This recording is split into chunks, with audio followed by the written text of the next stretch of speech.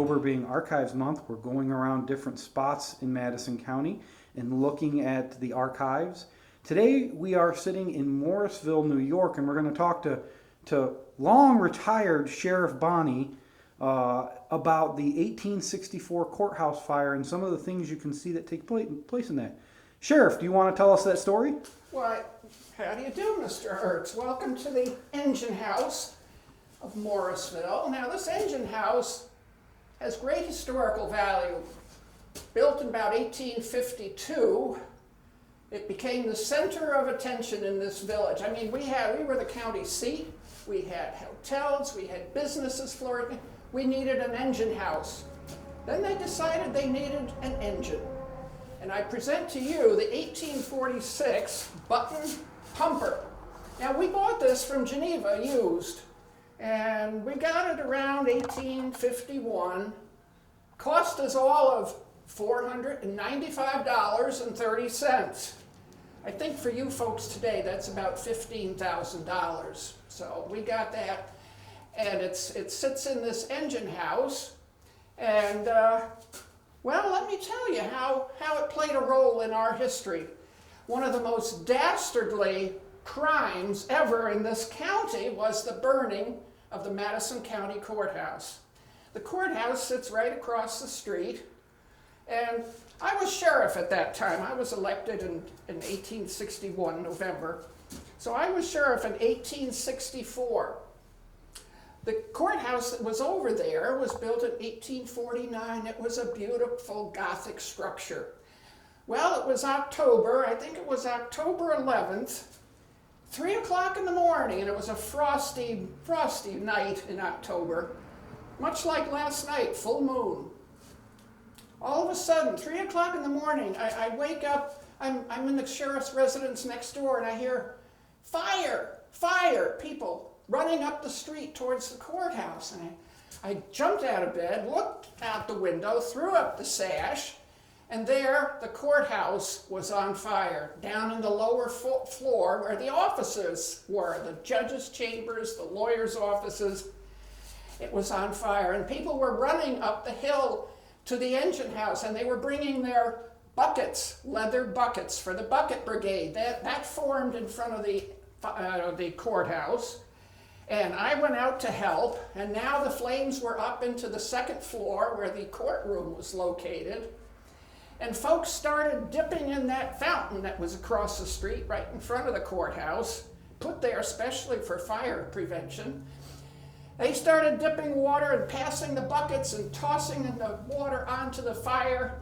Weren't having much success, but then the fire company arrived at the engine house and pulled this pumper right out that door and across the street, and they set up their hoses, one end into the fountain, the other end was where they were going to spray the water. And fellas started braking. This is a brake, and you pump it up and down, and it draws the water. Well, lo and behold, they're holding the hoses on the fire. Nothing was coming out. The hoses had been cut. Well, this was a serious matter. And you know, in the crowd at 3 a.m. in the morning was Wash Loomis. Well, I saw him afterwards, and I went over and I talked to him. I said, Wash, what are you doing here in Morrisville at 3 o'clock in the morning? And he smartly said, well, I was here on business. I said to him, well, what business are you in? And he smartly said, none of your business. They were an impudent bunch. Well, we noticed in this engine house later on that window had been broken. Someone came in that window. The hoses, which went up through the floor and hung to dry, had been cut right down. There was no saving the courthouse. And in fact, if you want to take a look at this painting, done by a local fellow named Andy McPherson, he reconstructed a whole sequence very, very carefully. There we have the volunteers with their leather buckets, the bucket brigade, trying to put water there on the fire. Here we have the firemen pulling the engine across the street up to the fountain. And then they put the hoses in the fountain, pointed the other end at the fire, pumped, and nothing came out. Why, I think over here, one of these guys, that guy might be Wash Loomis. Part of that infamous nest of vipers known as the Loomis Gang.